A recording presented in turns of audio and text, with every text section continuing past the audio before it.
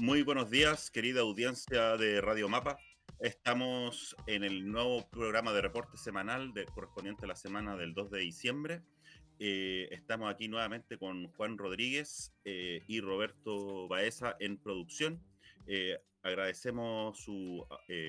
presencia, digamos, aquí, y los temas que vamos a tratar esta semana van a ser las elecciones en Honduras y el nuevo capítulo que está sumando la intervención norteamericana en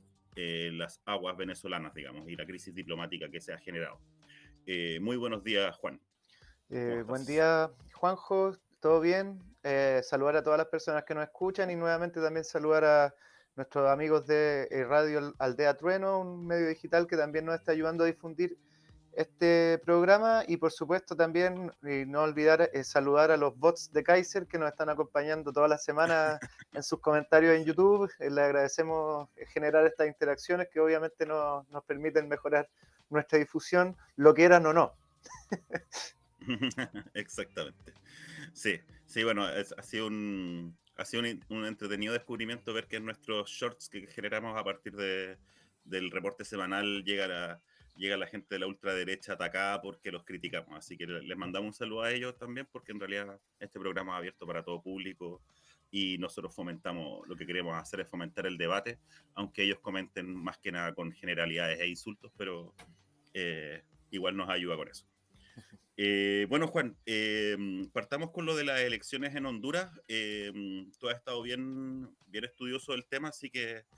te paso la palabra a ti inicialmente para que nos comentes esta elección.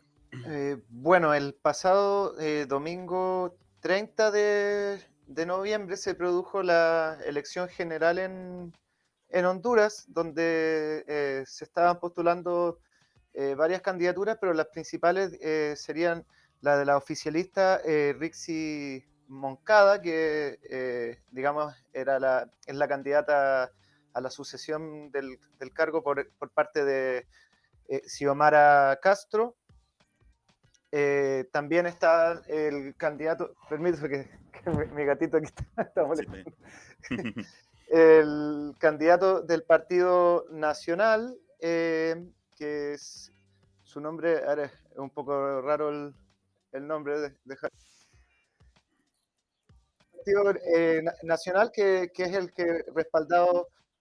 por Donald Trump, y el candidato del Partido Liberal. Eh, Frente a esta elección ha ocurrido, digamos, pues, un descalabro en torno a quién sería el ganador, ya que varias encuestas decían que la ganadora iba a ser Rixi Moncada. Sin embargo, los resultados que se han producido desde el domingo han marcado que la primera mayoría la tendría el candidato del Partido Nacional, y posterior, o sea, digamos, lo seguiría el candidato del Partido Liberal, quedando tercer lugar Rixi Moncada, lo cual significaría, o al menos aducen desde el Partido Libre, que es el partido oficialista, que esto se trataría de un fraude electoral, ya que anteriormente, el pasado 6 de noviembre, si no me equivoco, se revelaron unos audios de las personas que dirigen la Comisión Nacional Electoral, y donde se ha establecido que iban a adulterar los resultados. Curiosamente, los mismos resultados que ellos pretendían adulterar en estos audios filtrados fueron más o menos los que se lograron, y donde en el caso del Partido Libre de Rixi Moncada, alegan que el 25% de las actas no presentan una verificación biométrica, es decir, que las personas que participaron en la elección no se habilitó digamos, en la mesa de votación la firma mediante la huella digital, digamos, con escaneo, para así validar que la persona que votaba efectivamente estaba ahí. Dentro de este 25% de las actas, mayoritariamente las que no tienen esta verificación biométrica son precisamente las de los partidos que Liberal y Nacional, que son los que estarían ganando. Entonces se aduce que podría ser que los resultados de la victoria de estos partidos sean, ¿cómo decirlo?, inflados por una,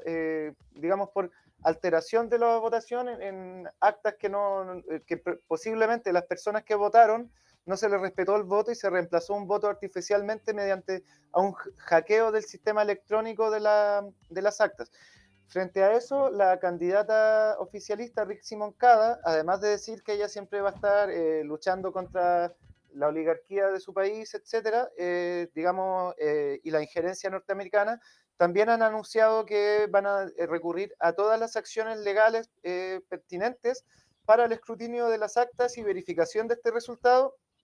con el fin de esclarecer la situación, ya que, digamos, si es que 3 semanas antes se filtró el dato, o sea, se filtraron los audios de que iba a haber una intervención y luego los resultados fueron similares a los que pretendían intervenirse, se generó, digamos, la suspicacia y se está declarando abiertamente que esto se trataría de un fraude electoral, Juanjo. Ujú. Sí, bueno, hay que hacer aquí el énfasis de que Donald Trump abogó abiertamente por elegir al candidato del Partido Nacional Nash e Fura se llama. incluso, sí, así es, e incluso en algún tuiteo por ahí calificó al candidato del Partido Liberal, Nasrallah, eh, de una especie de traidor, digamos, como una especie de opción menos preferente que la de eh, Asfura. Y, digamos, también bajo la amenaza de sanciones e intervención, digamos, o sea, en la política hondureña y en el marco también de la intervención, digamos, o sea, de la presencia de los buques de guerra estadounidenses en el Caribe, digamos. Recordemos también que el actual gobernante Xiomara Castro se ha alineado con los gobiernos de izquierda de América Latina. Ha tenido bastante cercanía con Gustavo Petro y también ha abogado por la no intervención, o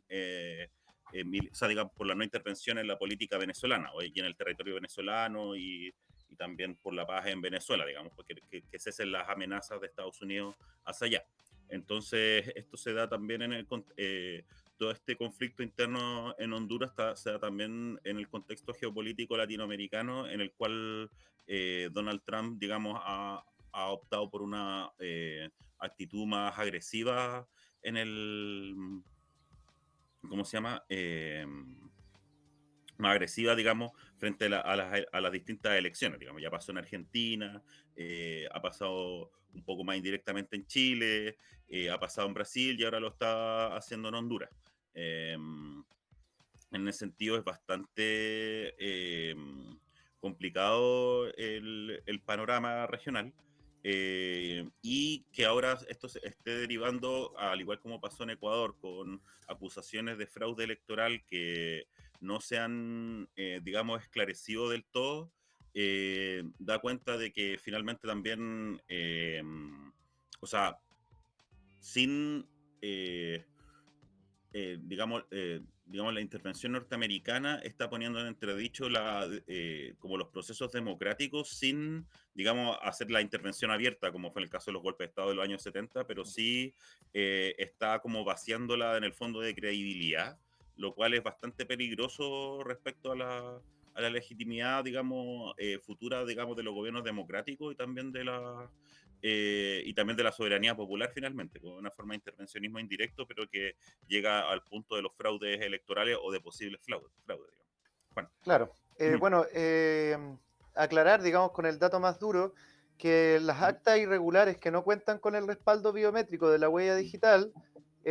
son estas. El Partido Nacional acumula 1.588 actas sin biométrico, es decir, casi 1.600, que suman 326.000 votos. el Partido Liberal registra 1.041 actas sin biométrico, lo que suma 217.193.000 votos, y el Partido Libre, que es el oficialista de Xiomara Castro, apenas presenta 204 actas sin biométrico, es decir, vemos como entre los dos partidos que supuestamente ganaron esta elección suman 2.500 actas sin verificación versus 200 del partido oficialista, lo que obviamente, digamos,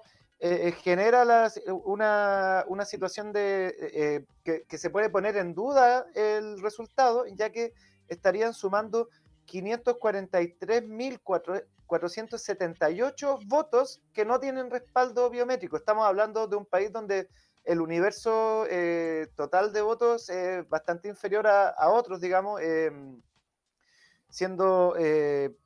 por ejemplo, eh, menos de 1 millón de votos los que, o sea, no, en menos de 2 millones de votos los totales que están escrutados, y de esos 500.000 no se cuenta con un respaldo real de quién votó y si realmente acudió a votar por tal o cual candidato, lo que digamos es una de las principales pruebas que esgrimen para decir que esto se trataría de un fraude. Hay que recordar que el presidente Donald Trump, además de hacer declaraciones injerencistas como las hizo en Argentina, como las hizo en Venezuela, como las está haciendo su embajador en Chile, en el caso de Honduras dijo que si es que los hondureños iban a saber más o menos si es que votaban por el candidato que él prefería, que en este caso es el candidato del Partido Nacional, o preferían quedarse sin plata, ya que Estados Unidos no estaba dispuesto a desperdiciar su dinero. En otras palabras, entiéndase que si es que no votan por el candidato que yo les digo, los voy a bloquear o les voy a dejar de prestar cualquier tipo de ayuda económica, cualquier tipo de tratado de comercio o cualquier tipo de préstamo. Obviamente eso sabemos, sobre todo en los países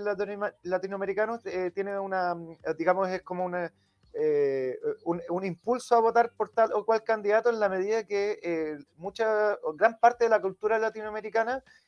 sí tiene, digamos, una cercanía eh, hacia la idiosincrasia norteamericana y hay un sentimiento como de respaldo hacia lo que hace Estados Unidos en el continente y sobre todo en esta lógica del sueño americano. Hay que entender también que los países de Centroamérica tienen esta influencia mucho mayor, ya que para ellos es mucho más fácil históricamente, ha sido mucho más fácil migrar a Estados Unidos, entonces toda esta cultura está mucho más presente. No hay que olvidar el anexionismo, que ha sido un movimiento particularmente de la derecha en Centroamérica, que ha significado que muchos de estos países, de una u otra forma, oficial o extraoficialmente, generen la tendencia política a comportarse como una colonia norteamericana. En casos concretos como de Puerto Rico, por ejemplo, esto llegó a ser un estado norteamericano que no tiene, digamos, soberanía propia y se tiene que regir por los intereses imperialistas, o también en el caso de Cuba, que todo este proceso de anexionamiento estuvo muy fuerte durante varias décadas, hasta la época en que gobernaba Fulgencio Batista mediante una dictadura, en la cual ya el anexionismo había llegado a su máximo esplendor, la lógica de colonias mediante empresas transnacionales azucareras y bananeras, el tema de las mafias y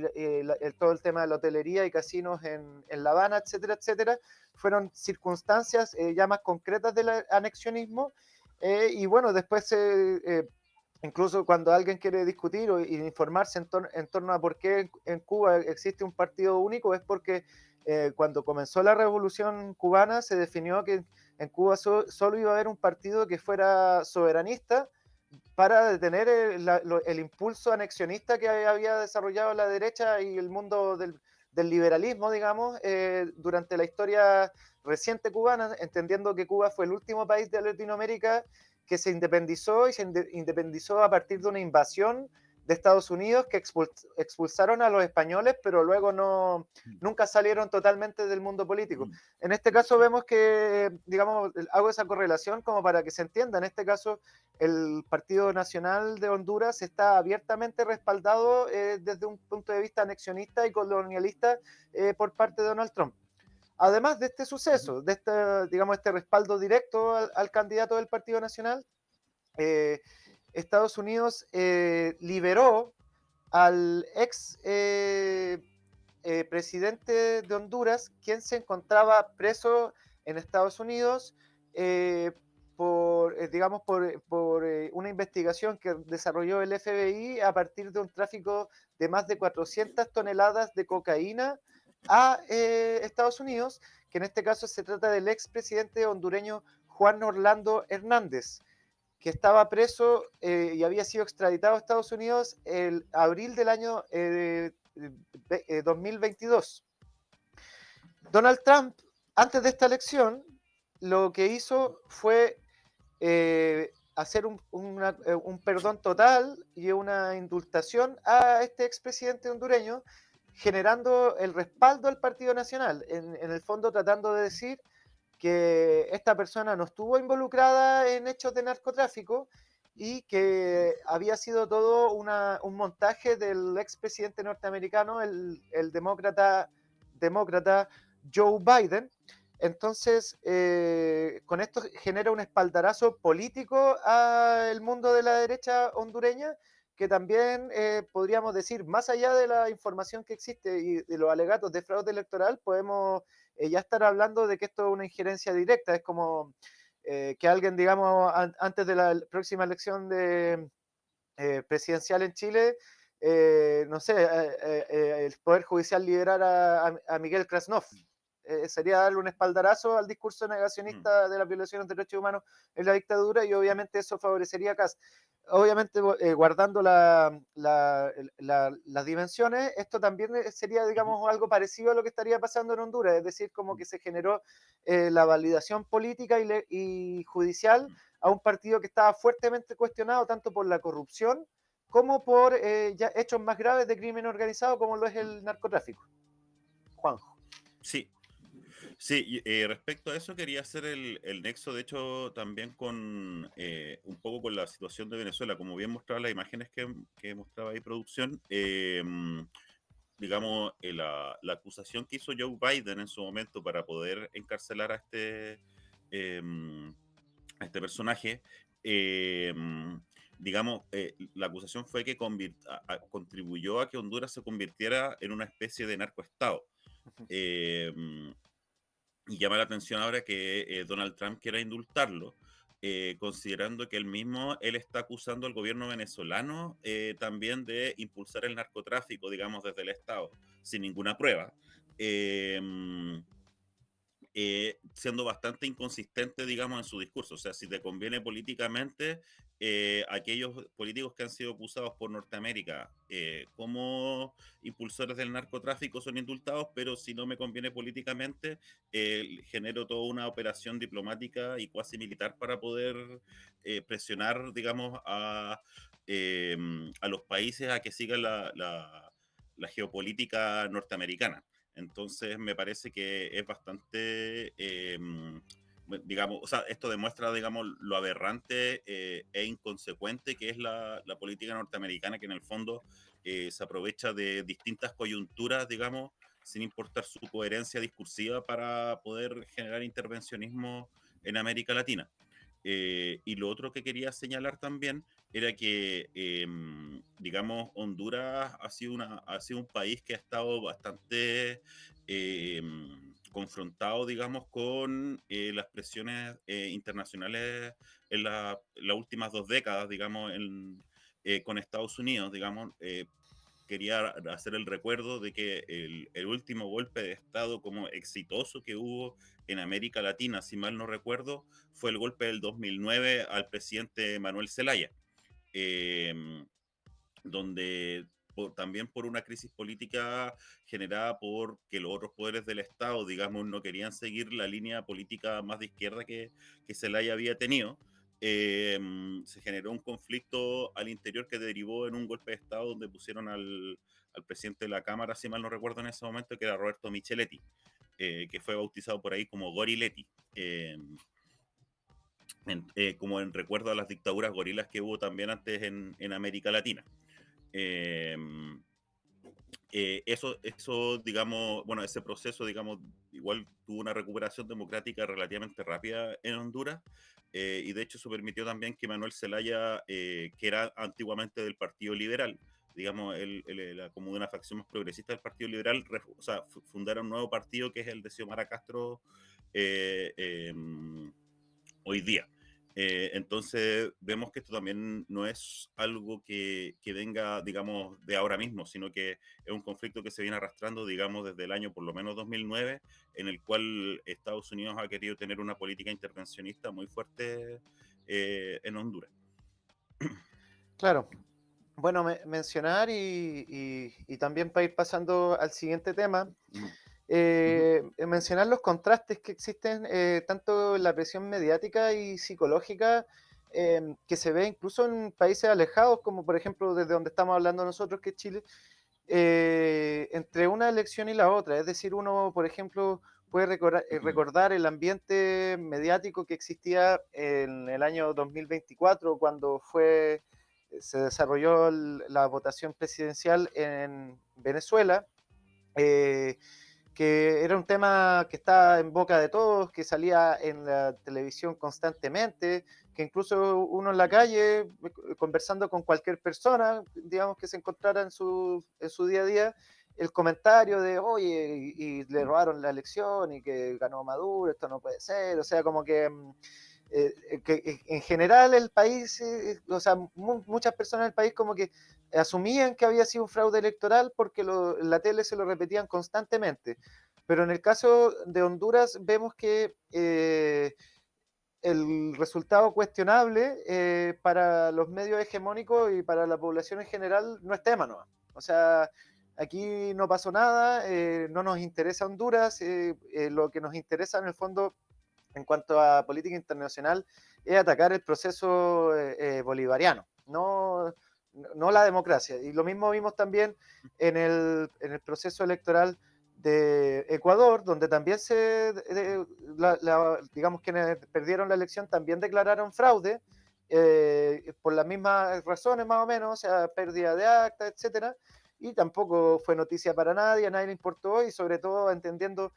que, digamos, la población en general es receptora de información, pero hay personas, y es evidente, hay medios de comunicación que tienen una red de financiamiento, que cada persona que participa ahí recibe un sueldo, etcétera, etcétera, que hay un círculo de influencia en torno a eso, ¿ya? Y vemos cómo en general estas posturas hegemónicas son siempre desde el punto de vista norteamericano y se obvia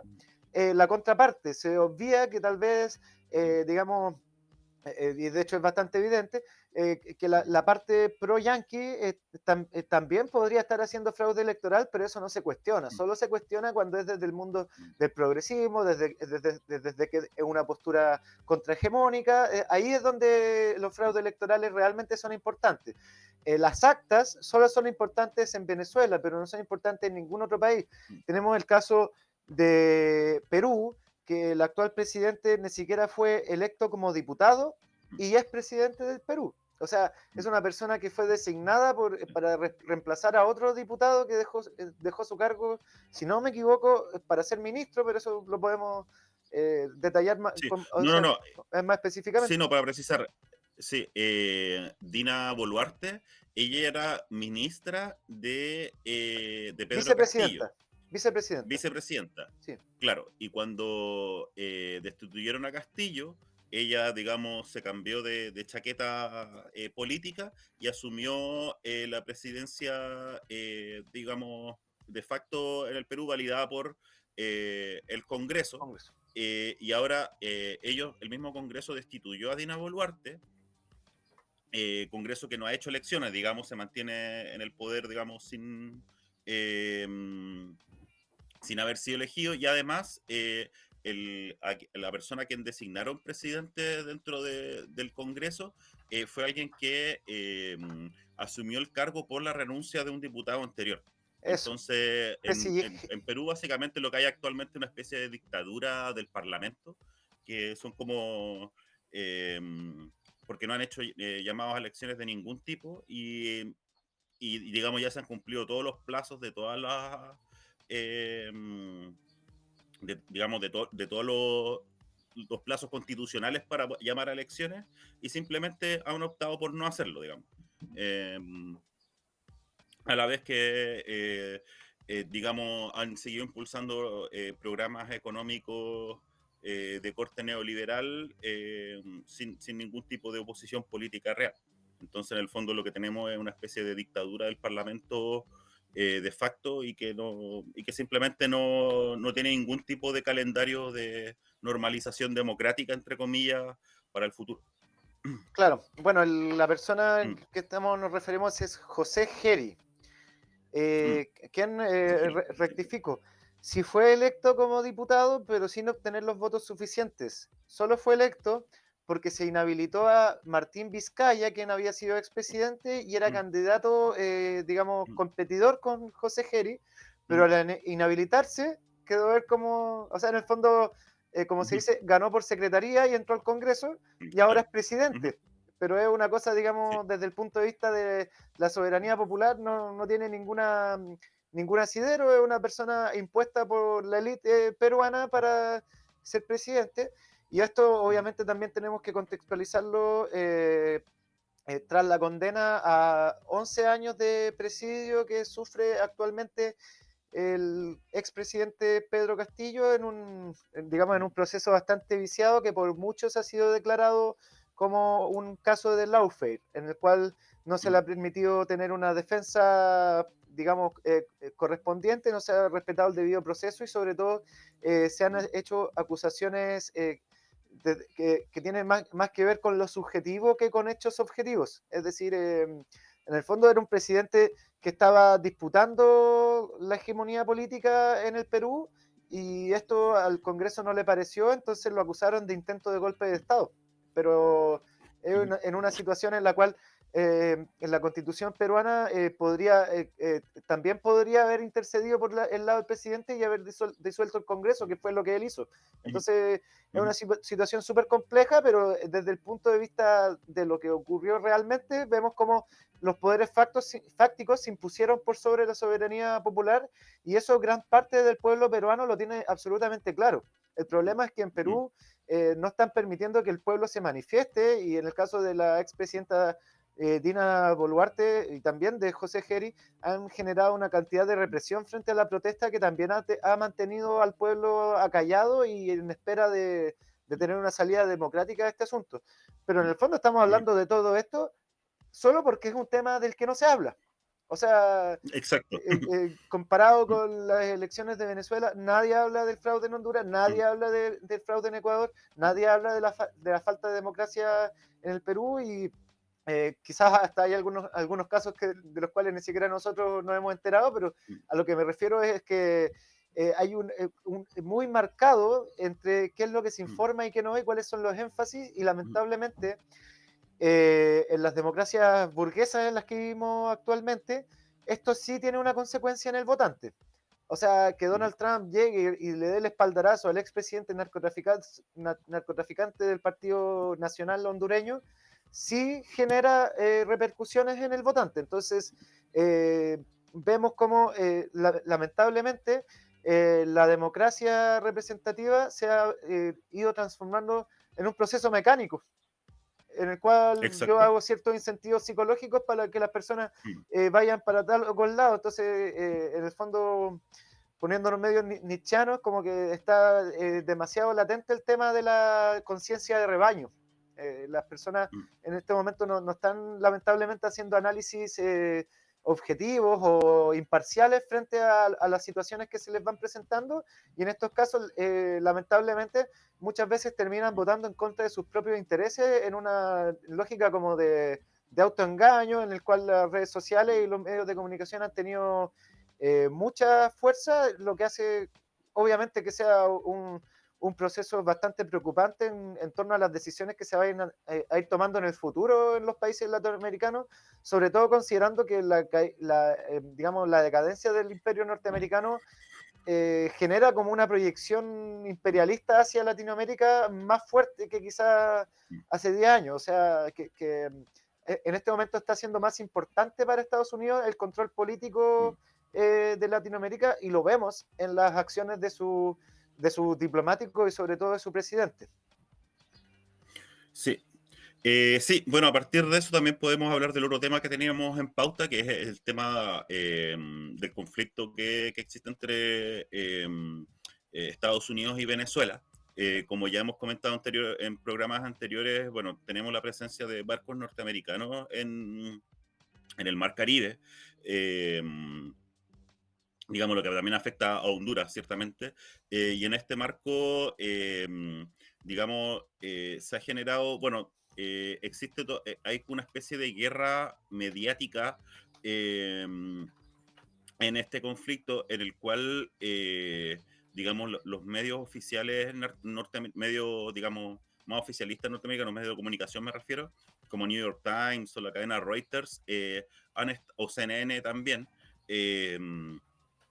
han estado constantemente dando cuenta de supuestas conversaciones entre Maduro y Trump, o los organismos de inteligencia norteamericanos y los organismos de defensa venezolanos, en los cuales supuestamente hay negociaciones u ofrecimientos para que Maduro salga del poder pacíficamente, o se pueda digamos, asilar en Rusia u otros países, digamos, aliados que ellos tienen, eh, digamos, siempre bajo una amenaza latente, pero al mismo tiempo que pareciera aún bastante lejana de ocurrir, de una intervención en tierra que permitiera, digamos, derrocar a Maduro, y bajo este supuesto pretexto de combatir el narcotráfico que proviene desde Venezuela. Eh, el cual se ha dado también, digamos, o sea, la semana anterior, digamos, recién pasada,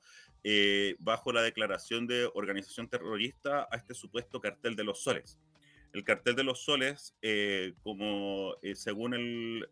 los organismos o sea, según lo que difunden los organismos de inteligencia norteamericanos, vendría a ser una especie de cartel transnacional de tráfico de drogas que estaría encabezado por Maduro o Diosdado Cabello. Eh, Sin embargo, la prensa norteamericana y el gobierno norteamericano jamás ha podido entregar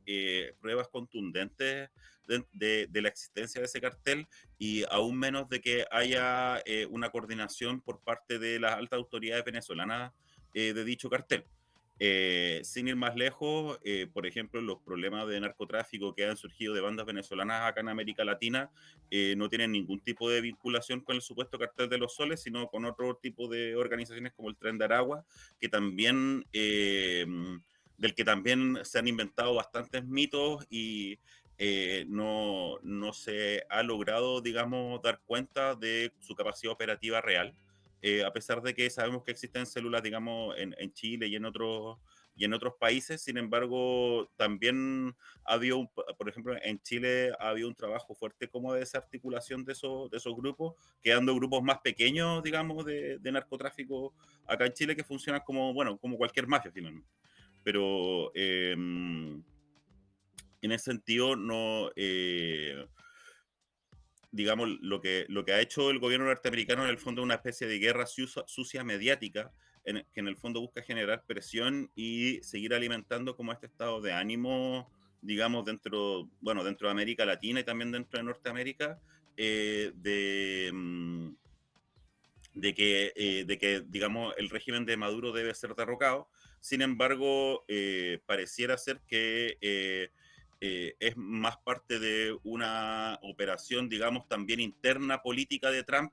para intentar mostrar de que está haciendo algo, digamos, con respecto al problema fuerte de narcotráfico que ellos tienen. Eh, que por cierto, sin ningún tipo de preocupación de los consumidores de fentanilo en el interior de Estados Unidos, sin hacerse cargo del enorme problema social que tienen al respecto. de cómo hay ciudades en las cuales existen muchos jóvenes que son zombies de fentanilo que andan paseando por las calles, mucho más que de hecho, por ejemplo, que en muchos países de América Latina, sin ningún tipo de preocupación, digamos, como por la rehabilitación o integración social de esos jóvenes, sino que simplemente se usa aquello como excusa para hacer intervencionismo externo. Eh, y además haciendo estos pequeños shows que igual, digamos, tienen efecto en vidas humanas de derribar unas lanchitas en el Mar Caribe para poder, digamos, dar cuenta de que se está haciendo algo. Eh, digamos, y en el ámbito más geopolítico, algunos analistas también han planteado que todo este proceso de intervencionismo más fuerte que está teniendo actualmente Donald Trump en Venezuela es una especie de recuperación, o sea, nunca ha dejado de existir, pero la forma en que lo está haciendo actualmente Donald Trump recuerda bastante a la doctrina Monroe de fines del siglo XIX, principios del siglo XX, en el cual se hablaba de una... en el cual la consigna básica que orientaba, digamos, la acción del gobierno norteamericano en esos años, digamos, dirigido por iniciada, digamos, por el presidente Theodore Roosevelt, o Teddy Roosevelt también, como se le conoce allá, eh, digamos, la gran consigna era América para los americanos. Pero digamos, hacía este juego de palabras, se hacía este juego de palabras porque, bueno, todos sabemos que Estados Unidos se autodenomina América, a pesar de ser solo un país de América. Eh, pero, claro, en ese caso se hablaba de todo el continente americano para los americanos versus, digamos, lo que hacían las potencias europeas en el resto del tercer mundo, digamos, en África, hacia donde ellos tenían sus colonias y sus formas de intervencionismo propias. Eh, y en ese sentido, lo que hizo en ese tiempo, por ejemplo, el gobierno norteamericano era precisamente poner dictaduras como la de Batista y otras dictaduras también en Centroamérica, generar intervencionismo militar directo y también tener una presencia fuerte en la política norteamericana. De hecho, a esta nueva forma de doctrina Monroe se le ha puesto Don Roe, por Donald Trump, digamos, Don Roe. Y eso digamos, también hay que hacer el paralelo de que en la época en que empezó la doctrina Monroe era como el comienzo de lo que es el imperialismo norteamericano como lo conocemos hoy día, digamos. Cuando ya una vez después de haber terminado su guerra civil y haberse asentado, digamos, territorialmente dentro del territorio norteamericano, ya habiendo cometido los genocidios también con los indígenas norteamericanos, el territorio y el Estado estadounidense, valga la redundancia, ya estaba asentado territorialmente, comienza con este proceso de intervencionismo externo más estable en el cual busca constituirse ya como potencia imperialista. Y el paralelo con eso es que en el fondo, de alguna forma, Trump está intentando retroceder, o sea, al verse debilitada la influencia de Estados Unidos en el mundo, vuelve a esta doctrina, en el fondo es como si el poder de Estados Unidos fuera como el poder que tenía en el año 1900, ¿se entiende? De alguna forma está intentando recuperar cierta hegemonía, digamos, mediante la mano dura, digamos, mediante el acogotamiento, digamos, de los países de América para ver si puede recuperar poder como país imperialista global. Todos sabemos que, y en el trasfondo de todo esto está su conflicto geopolítico con China, geopolítico y económico, en el cual, digamos, sabemos que China sigue avanzando, digamos, en su, no como potencia imperial, sino como potencia mundial, digamos, económica, que tiene relaciones económicas con todo el mundo, lo cual genera un desmedro de la posición económica de Estados Unidos. Eh, digamos que no, digamos, en el fondo lo que está haciendo Donald Trump es intentar recuperar terreno, digamos, dentro de esa disputa, el terreno que ha ido perdiendo y en esa línea busca también, digamos, realinear, digamos, a todo el continente americano en su hegemonía para poder, eh, digamos, para poder, digamos, sostener su influencia. Y esa influencia en el fondo es también para mantener, también en última instancia, los niveles de vida que tienen los norteamericanos, digamos. O sea, todos sabemos que toda buena parte de la riqueza que tiene Estados Unidos, que lo permite erigirlo como uno de los países con mayores niveles de desarrollo en el mundo, es riqueza que ha extraído a partir de la guerra en el tercer mundo. De hecho, también hoy día salía la noticia de cómo la guerra de Rusia con Ucrania ha disparado, digamos, las ganancias de las empresas armamentísticas europeas y estadounidenses, que son sumamente importantes dentro de los capitales norteamericanos. Juan. Bueno, mencionar que es bastante miserable la situación, porque si uno compara, digamos, lo que muchos llaman el comportamiento imperialista de los chinos, cosa que yo no comparto, pero en fin. No, yo no quise decir eso, si se entendió eso, no No, no, quería no, pero decirlo. tampoco Ah, ya. iba a Mm, una crítica hacia ti en particular, ya. Mm, sino que, bueno, y si ha de ser es un imperio, mm, digamos, de otra índole, más integrador, pero en fin, y uno lo mm, compara con la actitud imperialista norteamericana y vemos que, o sea, actualmente, y creo no estar muy equivocado, Estados Unidos tiene muy pocas cosas buenas que exportar al resto del mundo, entonces exactamente. deja de ser, digamos, esta lógica civilizatoria que en algún momento tuvo Sí. el Mm, imperialismo ujú, de proponer, digamos, que eran un país superior en algún aspecto, político, económico, lo que mm, fuera, y que estaban civilizando a países más salvajes, que tenían menos desarrollo social, etcétera. Pero vemos que eso ya actualmente ya está muy, muy lejos de ser así, si es que algún día lo fue. Eh, que es un país, digamos, que hay muy pocas cosas que rescatar. Un país donde los funcionarios públicos tienen que hacer colas para conseguir alimentos porque ya no les alcanza el sueldo. Un país, como decías tú, donde gran parte de la juventud y también de la población adulta de edad media, digamos, están sometidos a la drogadicción digamos, de drogas altamente dañinas para el cuerpo, como es el fentanilo, que es un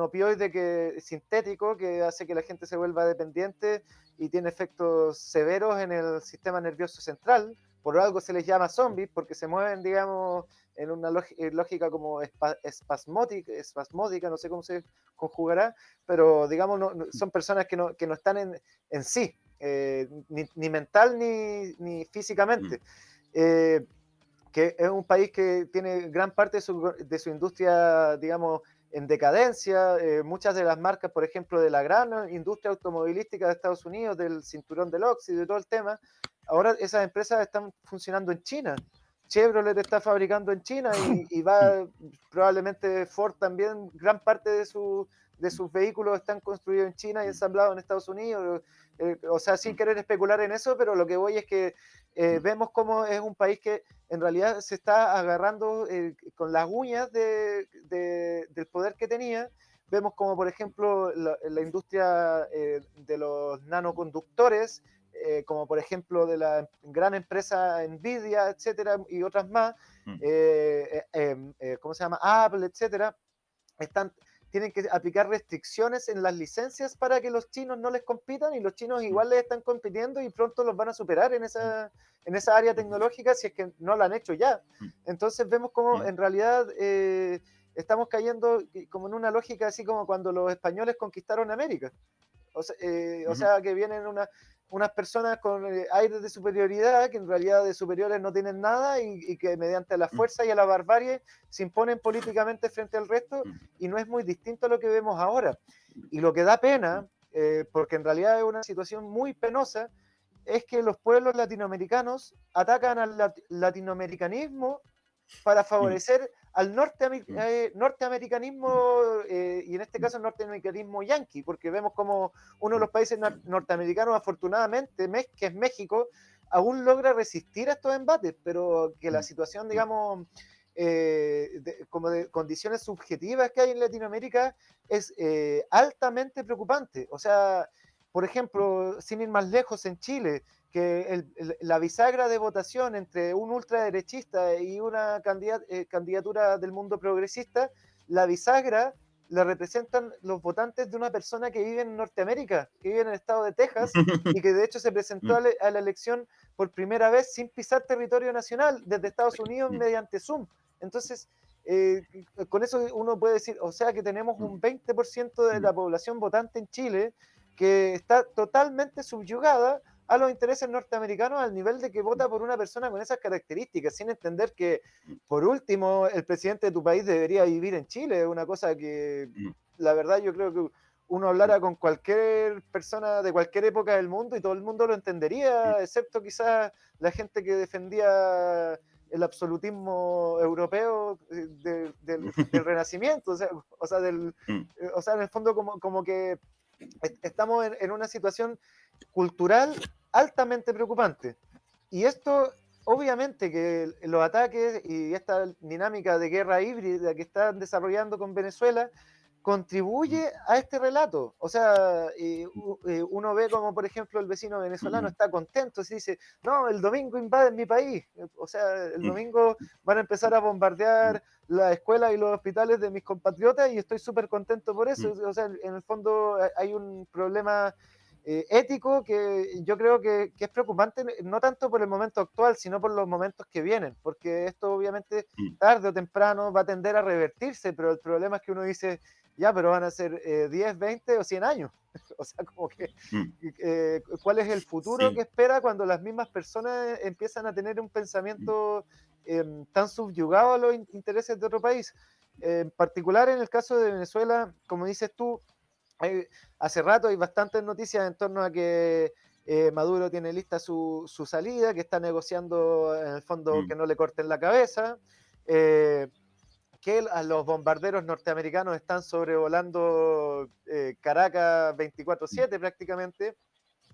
que se posiciona el portaaviones Gerald Ford afuera de las costas venezolana. Ahora además tuvieron la autorización para instalar una torre de radar en la isla de Trinidad, del país Trinidad y Tobago, con el cual van a monitorear con mayor profundidad, digamos, todas las operaciones militares que existan, etcétera, etcétera. Es decir, como que se va generando un clima de que hay una guerra que Estados Unidos ya ganó sin todavía haber disparado una bala. Más allá de que Claro. claramente y lamentablemente han disparado misiles en contra de lanchas civiles aduciendo que son narcotraficantes, acto seguido liberan al expresidente de Honduras que está preso por narcotráfico. Entonces, bueno, nosotros hacemos este tipo de comentarios en realidad como para tratar de dilucidar un poquito un relato frente a tanto migajas que nos va entregando Donald Trump, que al final, y como han dicho varios analistas, está utilizando una estrategia de distracción. Es decir, nos tiene a todos metidos Sí. pensando en Venezuela y que va a invadir Venezuela y mientras tanto en el resto de los países va generando este tipo de operaciones y estas injerencias electorales que a la larga lo que intentan hacer es mantener un control, por ejemplo, que posiblemente el próximo año o en 2 años más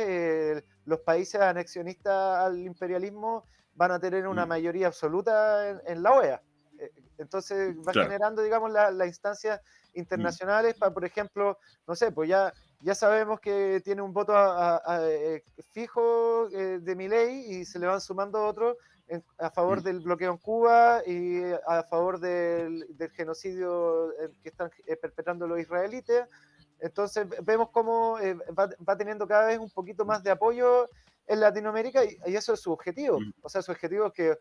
ojalá Sí. el día de mañana todos seamos una estrellita más en la bandera norteamericana y que esto sea de norte a sur, seamos, digamos, parte del imperio norteamericano y que todos nuestros recursos naturales, por sobre todo, sirvan para enriquecer la economía norteamericana y fortalecer también esta pseudo tercera guerra mundial que está intentando esbozar Estados Unidos en contra de Rusia y China. Así es. Sí, yo también quería hacer el énfasis a propósito de esta, digamos, o sea, digamos, frente a esta idea de que hay gente que está como esperando la invasión de Estados Unidos a Venezuela, también quería dar cuenta como de lo contraproducente que era eso en términos de que esta misma gente es la que está esperando que, o sea, que se acabe la migración venezolana hacia otros países. Lo que es bastante absurdo porque obviamente si empiezan a caer bombas en Venezuela, lo único que se va a generar van a ser mayor cantidad de refugiados y va a haber una mayor cantidad de migración de Venezuela hacia otros países. Entonces se genera esa cuestión absurda de que además se espera que, digamos, esa guerra, digamos, detenga la migración cuando va a producir completamente lo contrario. Y además esta cosa media ilusa de que es como que si matan a Maduro se arregla todo al día siguiente, como si no hubiese después todo un proceso de crisis institucional profunda que también va a derivar en una precariedad económica e institucional que también de alguna forma va a seguir erosionando la institucionalidad venezolana y va a seguir como digamos cayendo la precariedad sobre sus ciudadanos que probablemente también podrían optar por irse del país para poder buscar otros horizontes. Eh, y también, bueno, dar cuenta también de cómo las intervenciones norteamericanas en los últimos 30 años y también antes, digamos, lo único que han hecho han sido destruir los países y los estados, digamos. O sea, hoy día Libia, por ejemplo, todavía no es capaz de tener un estado unitario nuevamente que sea capaz de llevar los destinos de su país de una forma institucionalmente ordenada. Lo mismo sucede en Siria, lo mismo sucede en Irak, y lo mismo sucedió en Afganistán, que el proceso culminó con un proceso o sea, con un gobierno que finalmente era contraproducente, entre comillas, para los intereses norteamericanos, que era el de los talibanes, que inicialmente en los años 80 fueron financiados por los mismos norteamericanos para poder luchar contra la Unión Soviética y que finalmente terminaron haciéndole los atentados a las Torres Gemelas porque digamos, bueno, hay todo un entramado, digamos, bastante largo y hay varios documentales que se pueden ver, digamos, para ver, digamos, toda esa línea de tiempo. Pero en el fondo lo que quiero llegar es que no hay ninguna garantía de estabilidad después de una supuesta intervención norteamericana. Dicho todo eso, también dudo mucho que se vaya a producir la intervención. Creo que, o sea, a menos que Estados Unidos ya esté en un estadio de desesperación máxima y que no le importe generar toda esa estabilidad en todo el continente, inestabilidad en todo el continente, dudo bastante que finalmente se pase al estadio de la invasión. O sea, quiero creer eso, porque serían consecuencias bastante nefastas para todo el continente y diría que incluso para lo mismo Estados Unidos finalmente, porque también parte de la migración que se pueda producir también en caso de una intervención así también va a ser para Estados Unidos. Claro, y además que también hay que entender un poquito el contexto en el particular del gobierno venezolano, en el cual si es que esto ocurriera y existiera, por ejemplo, una invasión territorial a Caracas y digamos, se decapitara el gobierno venezolano, en particular, digamos, el presidente, pero también la plana mayor del ejército y otras estructuras de poder, la consecuencia difícilmente sería paz, por las Sí. circunstancias, el tipo de adherente que tiene el gobierno de Maduro, el tipo de entrenamiento que tienen estos adherentes, es altamente probable que se produzcan situaciones de guerra, de guerrilla en lugares más alejados de las urbes, en particular en las selvas. Hay que recordar que Venezuela y Colombia en su límite tienen, digamos, este tema de las FARC y el ELP. También están las trochas que se llama, que son pasos ilegales. Hay todo un tema también de mafias que circulan en el sector. Y eso no es casualidad, es porque en general son territorios bastante inexpugnables, territorios donde en general para un movimiento paramilitar es bastante fácil guarecerse de ataques, por ejemplo, aéreos, etcétera. Y esto asumiendo ya que además Venezuela cuenta con el mejor armamento tecnológico del mundo proveído por Irán y Rusia. Y yo no digo que sea el mejor porque yo lo digo, se evidencian, por ejemplo, la guerra de Ucrania, se evidencia que el armamento ruso es superior al occidental, pero también se evidencia en, por ejemplo, la guerra de los 12 días que hubo entre Irán e Israel, en el cual quien no se haya dado cuenta que Irán era superior tecnológicamente que Israel es porque no quiso verlo, porque lo que pasó fue que Israel tuvo que prácticamente capitular frente a Irán para que los dejaran de bombardear, porque era imposible para ellos defenderse de los ataques hipersónicos, misiles iraníes, y toda esa tecnología en este momento está en manos de Venezuela. Entonces, ya es difícil que en un contexto de guerra así de confrontación directa, Estados Unidos vaya a ganar así digamos, rápidamente, como, no sé, podríamos decir quizás en la Segunda Guerra de Irak, que es donde la invasión fue relativamente rápida, más allá de que la contención posterior no lo fue, pero sí el control al menos de la capital Bagdad. Eh, en el caso de Venezuela ocurriría algo similar, es decir, aunque Estados Unidos entrara a Venezuela, después le costaría mucho salir sin dejar, digamos, movimientos paramilitares de guerrilleros chavistas puede ser, pero también puede ser que incluso crimen organizado se comenzara digamos, a tener control territorial en Venezuela, lo que en ningún caso sería una salida fácil. Entonces, y como dices tú, claramente como que más pareciera que en realidad no va a pasar nada, porque es tan compleja la situación y de invadir un país tan grande que uno diría, bueno, Estados Unidos está dispuesto a entrar en una tercera guerra mundial por esto, que más o menos, digamos, yo no estoy diciendo que pueda pasar, pero lo que sí estoy diciendo es que es un país altamente apoyado por otras potencias mundiales como son Rusia y China, y que quizás esto sí podría escalar en otros frentes. Entonces, en realidad yo creo que, y es lamentable en la medida en que en realidad es una forma de manipular las conciencias latinoamericanas, esto que está haciendo Donald Trump, y también digamos, de distraer de sus propios problemas personales. Sabemos que hay pruebas de que está incluido en chat, o sea, en mails que se enviaban Jeffrey Epstein con su hermano, etcétera. Es decir, Donald Trump está altamente cuestionado en la política norteamericana y lo que está haciendo son voladeros de luces como para que estemos hablando de otras cosas y no estemos hablando de la pésima persona que es. Exacto. Sí, bueno, también no hay que olvidar también, o sea, yo creo que, claro, lo que en el fondo se busca, además de todo eso, es seguir, digamos, metiendo presión en Venezuela, digamos, para que su frente interno, digamos, eventualmente pueda dar con una posible salida de Maduro, digamos. Yo creo que ese es el objetivo como más real que podría plantearse, digamos, el gobierno norteamericano, y eso se demuestra en el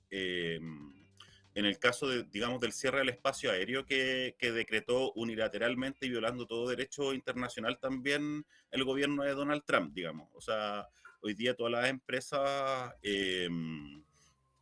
digamos, de aviación, digamos, a toda la empresa de vuelos comerciales, eh,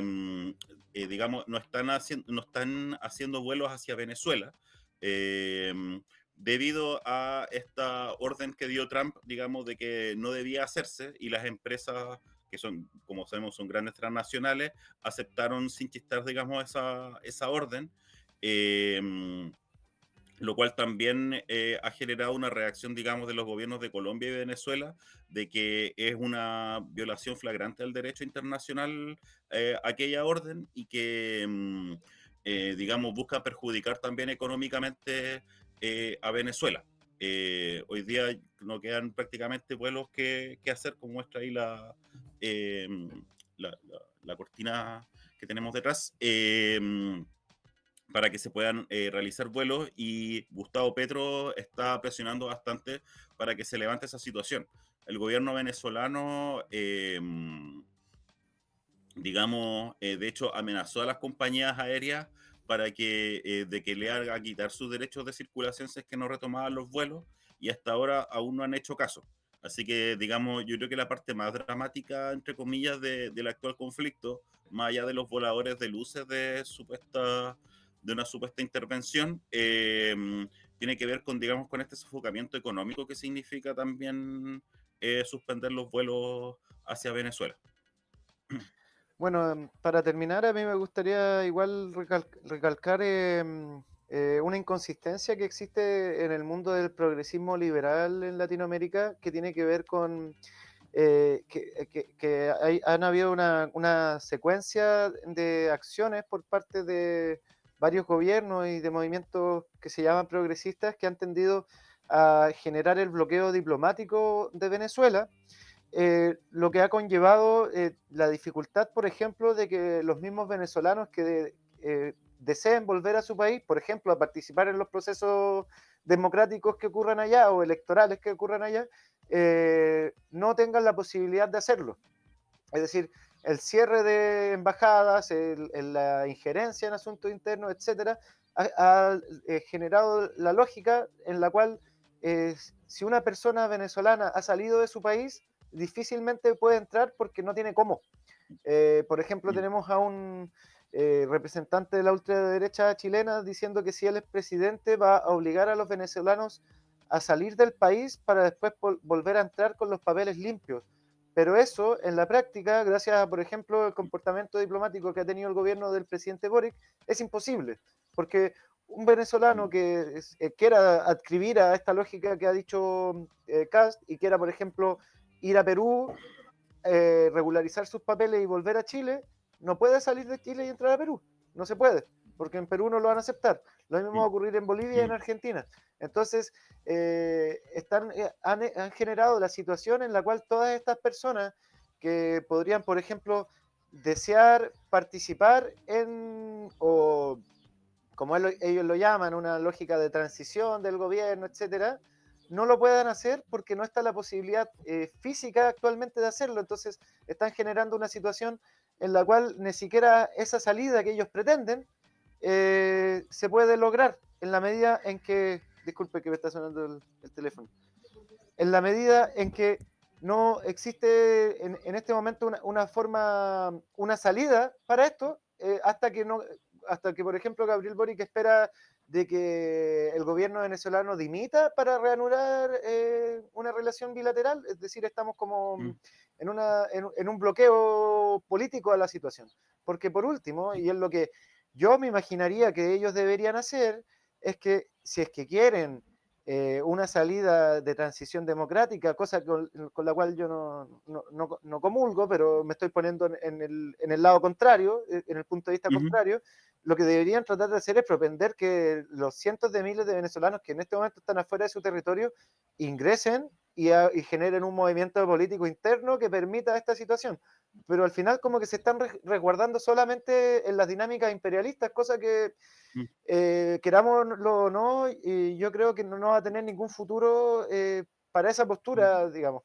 Lo más probable es que no haya mucha evolución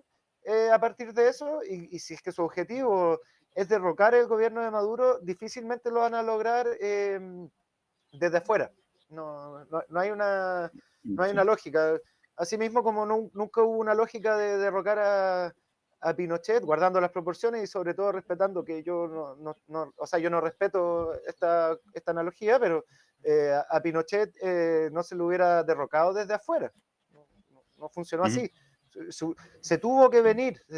pero en el caso de esto como que vemos como hay como un desapego político a la situación y en el fondo como que esto que lo solucione otro, ojalá que las bombas las tire otro y que los muertos los pague otro. Lo que obviamente habla de una irresponsabilidad y una cobardía política y también habla en realidad de una falta de conciencia política por parte de muchas de estas personas. Así es. Bueno, Juan, muchas gracias por este nuevo capítulo del reporte semanal. Mandamos un saludo a toda la audiencia de Radio Mapa. Nos veremos la próxima semana con un nuevo reporte semanal y manténganse en sintonía. Agradecemos también a Roberto que está en la producción y eso, un gran saludo a todos, un abrazo y esperamos tener mejores noticias para el futuro, aunque estamos en un momento bastante oscuro en nuestra historia realmente. Sí. Vamos a cambiarle el nombre a El pájaro de mal agüero, se va a llamar este programa. Sí. Bueno, ojalá se cumpla de que no haya invasión en Venezuela, ¿no? Eso claro. Es lo que me... El mal presagio semanal. Exacto. Ya pues. Vale. Muchas gracias, Juan. Chao. Que estés muy bien. Cuídate. Chau.